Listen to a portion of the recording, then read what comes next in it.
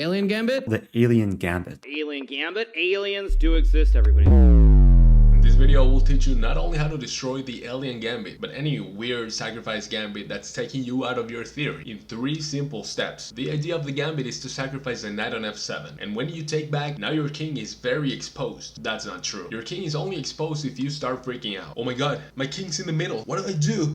So don't freak out, and don't go back to e8 to revert things. Your king is already exposed. Why the hell would you leave it in the middle? You can't even castle anymore. So just go g6 and king g7 and your life is solved forever. If they don't let you do that, and they go bishop c4 check, what is this for? Use the pawn to block the checks. Now they go knight to f3 with the very obvious idea of going knight to e5 check. So we just go bishop d6, and they can never do that. So just don't give them any play. And that takes us to step number 2. Don't be passive. If you're passive with your king in the middle of the board, you will lose every time. In this line, the e6 pawn is kind of weak, so they will try to put a lot of pressure on that pawn. First they castle, we develop our knight because we don't want to stay passive. Now the queen joins the pressure to the pawn. We defend it with the rook, and now they go rook to e1. 3 pieces are attacking the pawn, but only 2 defending. In this moment, you show your opponent who really has the balls in this game, and you go king to g8. Don't boo spam the brilliant amount, my dear friend. Sacrificing the pawn. They will take it with the check, but now you go king to h8, and your king is in jail. It can never be attacked effectively. On the other hand, the bishop is pinned, so they have to move the queen out of the way. Now we go knight to b6 to get rid of that bishop. And if you're not good at math, don't worry, I will help you count 1, 2, 3 minor pieces, and they have only 2. We are up in material, and our position looks amazing. And this takes us to step number 3. Don't fall asleep here. Once you get a hold of the position, don't let it go until they're praying for help. They don't want you to be active, so they go b3 to stop a couple of annoying jumps. Now we go knight d5 with the idea of bishop f4 to exchange even more pieces. They go bishop b2 to get out of the way, but now we go knight to e4 attacking the queen, and the top engine move here is queen d3, but now we go knight to f4 harassing the brains out of that queen. And now look at these knights and you tell me who's better. Look at these knights. Follow these 3 simple steps and you will destroy anyone who tries this on you. But still, shout out to my man Witty Alien for exploding the chess world with his creative ideas and his amazing energy. I'll be making a part 2 in a couple of days, so subscribe if you haven't.